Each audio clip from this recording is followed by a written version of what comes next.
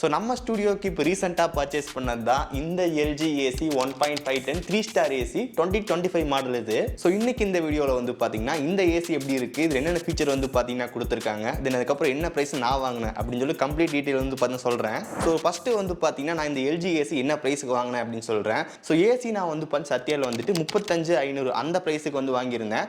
அதுக்கப்புறம் நமக்கு அது பக்கத்துலேயே வந்து இப்போ ஸ்டெபிலைசர் வந்து போட்டிருக்கோம். அந்த ஸ்டெபிலைசர் நம்ம வந்து வீகார்டோட ஸ்டெபிலைசர் அது வந்து பார்த்தீங்கன்னா 2100 அந்த ப்ரைஸ்க்கு வந்து வாங்கியிருந்தோம். ஸோ அடிஷ்னலாக நமக்கு வந்து பார்த்தீங்கன்னா இந்த இன்ஸ்டலேஷன் சார்ஜ் அது வந்து பார்த்தீங்கன்னா 1750 அது நமக்கு வந்து பார்த்தீங்கன்னா எல்ஜி சர்வீஸ் டீம்லேருந்தே வருவாங்க, அவங்களுக்கு நம்ம பே பண்ணுற மாதிரி இருக்கும்.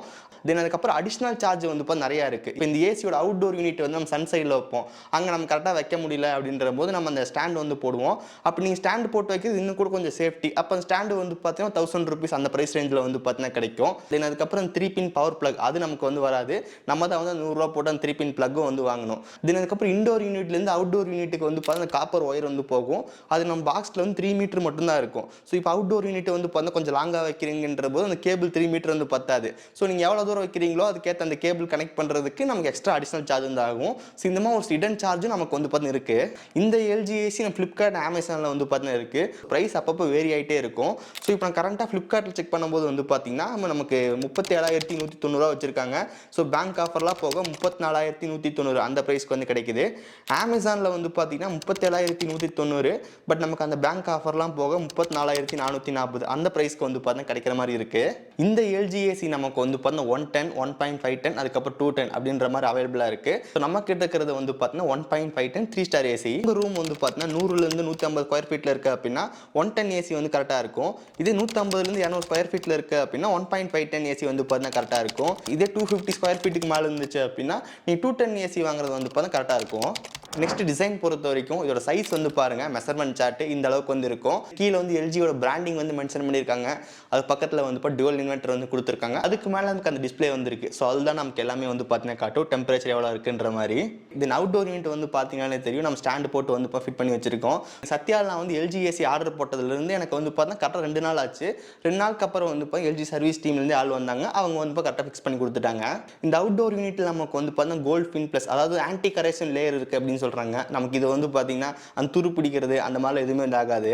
நெக்ஸ்ட் ஒன், இந்த எல்ஜி ஏசியில் வந்து பார்த்தீங்கன்னா அவங்க என்னென்ன மெயின் ஃபீச்சராக சொல்கிறாங்க அப்படின்னு சொல்லி பார்க்கலாம். First one Viraat mode. இந்த எல்ஜி ஏசி நமக்கு வந்து 100% ரன் ஆகுது அப்படின்னா நம்ம அந்த விராட் மோட் போகும்போது நமக்கு வந்து 116% வந்து பார்த்தீங்கன்னா இன்க்ரீஸ் ஆகும். அப்போ இந்த எல்ஜி ஏசி வந்து பார்த்தீங்கன்னா 1.5 டன்லேருந்து 1.25 டன் வரைக்கும் வந்து ரன் ஆகும். அப்போ நமக்கு ரூமும் வந்து ரொம்ப ஃபாஸ்ட்டாக வந்து கூலிங் ஆகும். தென் அதுக்கப்புறம் இது நமக்கு டுவல் இன்வெர்டர் ஏசி, அதாவது லோ பவர் கன்சம்ஷனில் ரூம் ரொம்ப ஃபாஸ்ட்டாக வந்து கூலிங் பண்ணி கொடுக்கும். தென் அதுக்கப்புறம் இந்த ரிமோட்டில் வந்து பார்த்தீங்கன்னா விராட் மோட் கீழே வந்து இப்போ டயட் மோடுன்னு இருக்கும். இந்த டயட் மோட் நம்ம செலக்ட் பண்ணும்போது என்ன ஆகணும் வந்து பார்த்தீங்கன்னா நம்ம ஏசி வந்து இப்போ ஜஸ்ட் 17% ரன் ஆகும். 17% ரன் ஆகிறதுனால நமக்கு வந்து பார்த்தீங்கன்னா எனர்ஜி கன்சம்ஷன் ரொம்ப கம்மியாக இருக்கும். அதனால் நமக்கு வந்து பார்த்தீங்கன்னா கரண்ட் பில்லும் சேவ் ஆகும். கூலிங் அதுக்கேற்ற மாதிரி வந்து பார்த்தீங்கன்னா இருக்கும். அதுக்கப்புறம் இந்த ஏசியில் நம்ம 4-வே ஸ்விங்கான ஆப்ஷன் வந்து இருக்குது. இந்த ஸ்விங் அப்படின்னு என்னென்னு வந்து பார்த்தீங்கன்னா இந்த ஏசி ஓடிட்டு இருக்கும்போது லெஃப்ட்டு ரைட்டு மேலே கீழே நம்மளால் கண்ட்ரோல் பண்ணிக்க முடியும். அப்படி நம்ம அட்ஜஸ்ட் பண்ணுறது மூலமாக காற்று வந்து இப்போ லெஃப்ட் சைடில் போகிறது ரைட் சைடில் போகிறது அந்த மாதிரி நம்ம கண்ட்ரோல் பண்ணிக்கலாம். பட் இந்த எல்ஜி ஏசி நீங்கள் 5 ஸ்டார் 4 ஸ்டார் வாங்கினீங்க அப்படின்னா 4-வே ஸ்விங் ஆப்ஷன் வந்து ஒர்க் ஆகும். பட் இதே நீங்கள் 3 ஸ்டார் ஏசி வாங்கினீங்க அப்படின்னா உங்களுக்கு 2-வே ஸ்விங் மட்டும் தான் ஒர்க் ஆகும். தென் அதுக்கப்புறம் ஸ்டெபிலைசர் ஃப்ரீ ப்ளஸ் அப்படின்னு சொல்கிறாங்க. இருந்தாலும் நமக்கு இந்த ஏசிக்கு வந்து இப்போ ஸ்டெபிலைசர் வாங்கி போகிறது இன்னும் கூட கொஞ்சம் பெட்டராக இருக்கும். தென் அதுக்கப்புறம் இந்த ஏசியோட சவுண்ட் நமக்கு வந்து பார்த்தா பெருசாக டிஸ்டர்பன்ஸ் ஆகிற மாதிரி வந்து கிடையாது. இப்போ எக்ஸாம்பிள் விராட் மோட் எனேபிள் பண்ணுறோம் ஏன்னா 16% வச்சு ரன் பண்ணிட்டு இருக்கோன்ற போது சவுண்டு கொஞ்சம் ரொம்ப ஜாஸ்தியாகவே இருக்குது. இதே நம்ம டயட் மோடு அதுக்கப்புறம் 30% வச்சிருக்கும் போது சவுண்ட் ரொம்ப கம்மியாக இருக்குது. சவுண்ட் எந்த அளவுக்கு வருது அப்படின்னு சொல்லி பாருங்க.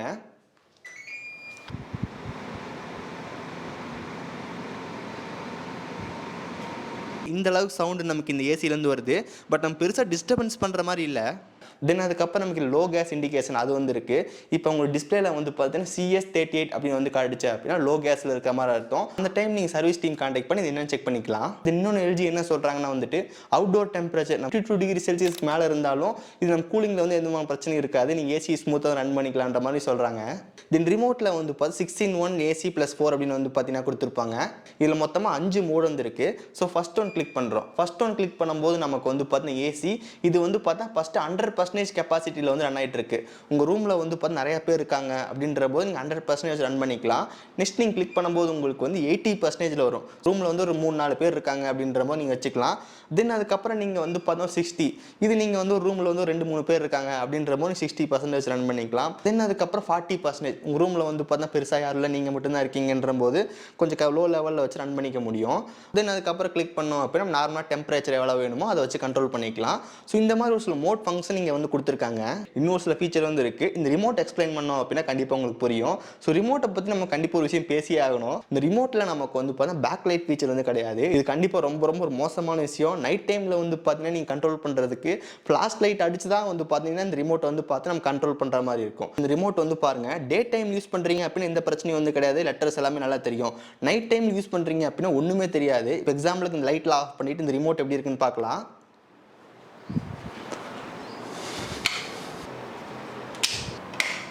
ரூமில் இருக்க எல்லா லைட்டும் வந்து ஆஃப் பண்ணியாச்சு. இப்போ ரிமோட் வந்து பாருங்கள், ஏதாவது தெரியுதா? ஒன்றுமே வந்து தெரியாது. பேக் லைட் ஃபீச்சர் எதாவது கிடையாது. அப்போ நம்ம என்ன பண்ணணும்னு வந்து பார்த்தீங்கன்னா மொபைல் எடுத்துகிட்டு டார்ச் ஆன் பண்ணி இதை நம்ம பார்க்கணும். நைட் நீங்கள் தூங்கிட்டு இருக்கீங்க, அந்த டைமில் நம்ம மொபைலில் டார்ச் ஆன் பண்ணிவிட்டு தென் அதுக்கப்புறம் ரிமோட்டில் ஏதாவது கண்ட்ரோல் பண்ணுறது எல்லாமே பண்ண வேண்டியதாக இருக்குது. இது நமக்கு வந்து பார்த்தா ஒரு பெரிய ட்ராபேக் அப்படின்னு சொல்லலாம். பேக் லைட் ஃபீச்சர் வைக்கிறது அவ்வளோ கஷ்டமாக ரொம்ப ரொம்ப ஈஸியாக வந்து வச்சுட்டு போயிடலாம். காலங்காலமாக இந்த எல்ஜி வந்து பார்த்தா ஒரு பெரிய மிஸ்டேக். இதை கண்டினியூ பண்ணிட்டு தான் இருக்காங்க. ஓகே, இப்போ ரிமோட்டை வச்சு நம்ம இந்த ஏசி எப்படி கண்ட்ரோல் பண்ணலாம், என்னென்ன ஃபீச்சர்ஸ் இருக்குன்னு சொல்லி பார்த்துடலாம். இதான் நமக்கு இந்த எல்ஜி ஏசியோட ரிமோட். எல்ஜி ஏசி எல்லாத்துக்குமே நமக்கு இந்த மாதிரி ரிமோட் தான் இருக்கும். ஸோ ஃபஸ்ட்டு பட்டன் நமக்கு வந்து கம்ஃபோர்ட் ஏர் அப்படின்னு கொடுத்துருப்பாங்க. இந்த கம்ஃபோர்ட் ஏர் செலக்ட் பண்ணும்போது நமக்கு அந்த வர ஏர் பொசிஷனை வந்து பார்த்து சேஞ்ச் பண்ணிக்க முடியும். சென்டர்லாம் பவர் பட்டன் வந்து கொடுத்துருக்காங்க. ஸோ நம்ம இந்த ஏசியை வந்து பார்த்து ஆன் பண்ணுறது ஆஃப் பண்ணுறது மூலம் பண்ணிக்கலாம். ஏசி ஆன் பண்ணி முடிச்சதுக்கப்புறம் டெம்பரேச்சர் எவ்வளோ இருக்கணும் அப்படின்னு சொல்லிட்டு அந்த ஏரோ பட்டன் யூஸ் பண்ணி நம்மளால் கண்ட்ரோல் பண்ணிக்கலாம். நெக்ஸ்ட் நமக்கு வந்து லைட் ஆஃப் அப்படின்னு ஒரு பட்டன் இருக்குது. ஸோ லைட் ஆஃப்ன்றது என்னென்னு வந்து பார்த்தீங்கன்னா அந்த ஏசியில் நமக்கு வந்து இப்போ டிஸ்பிளே வந்து காட்டும். அது உங்களுக்கு வேணான்ற போது லைட் ஆஃப் பட்டன் கிளிக் பண்ணிங்க அப்படின்னா ஹைட் ஆயிரும். நைட்டில் உங்களுக்கு டிஸ்டர்பன்ஸாக இருந்துச்சு அப்படின்னா லைட் ஆஃப் பட்டன் செலக்ட் பண்ணி அதை டிசேபிள் பண்ணிக்க முடியும்.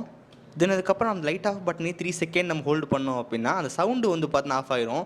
நமக்கு அந்த ரிமோட்டில் பார்த்துருப்பீங்க, மாற்றும் போது டிங் டிங் டிங் அப்படின்னு சவுண்டு வரும். அது நம்மளால் வந்து வேணாட்டி நம்ம ஆஃப் பண்ணிக்கலாம். அது கீழே ஸ்பேன் ஸ்பீட் அப்படின்னு வந்து கொடுத்துருக்காங்க. அதை செலக்ட் பண்ணும்போது நமக்கு F1, F2, F3 அப்படின்னு சொல்லிட்டு ஃபேன் நமக்கு எவ்வளோ ஸ்பீடில் இருக்கணுன்ற மாதிரி நம்ம கண்ட்ரோல் பண்ணிக்க முடியும். அதுக்கப்புறம் நம்ம 6-in-1 ஏசி +4 ஸோ இந்த பட்டன் தான் நம்ம சொல்லியிருந்தோம். இந்த ஏசியை வந்து பார்த்தீங்கன்னா எவ்வளோ % ரன் ஆகணும் அப்படின்னு சொல்லிட்டு 80% ரன் ஆகணுமா, இல்லை 60%, இல்லை 40 அப்படின்ற மாதிரி நம்மளே கண்ட்ரோல் பண்ணிக்க முடியும். ரூமில் எவ்வளோ பேர் இருக்காங்களோ அதுக்கேற்ற மாதிரி நம்மளால் கண்ட்ரோல் பண்ணிக்கலாம். தென் இந்த விராட் மோடுன்னு சொல்லியிருந்தோம். இந்த விராட் மோட் செலக்ட் பண்ணும்போது இந்த ஏசி வந்து பார்த்தீங்கன்னா அதாவது 1.5 டன் ஏசி வந்து பார்த்தீங்கன்னா 1.25 டன்னாக வந்து பார்த்தீங்கன்னா ஒர்க் ஆகும். ரூமோட கூலிங் இன்னும் கொஞ்சம் ஃபாஸ்ட்டாக வந்து ஆகும். அதுலேயே நமக்கு இன்னொரு மோடு வந்து டயட் மோடு வந்து கொடுத்துருக்காங்க. அதை செலக்ட் பண்ணும்போது நம்ம ஏசி வந்து இப்போ 17% ரன் ஆகும். அதை நீங்கள் எனேபிள் பண்ணிங்க அப்படின்னா இந்த ஏசி வந்து 17% மோடில் வந்து ரன் ஆகும். அந்த 17% ரன் பண்ணும்போது நமக்கு எலக்ட்ரிசிட்டி பில் வந்து பார்த்தீங்கன்னா பெருசாக வராது. பட் அதுக்கேற்ற மாதிரி தான் கூலிங் இருக்கும்.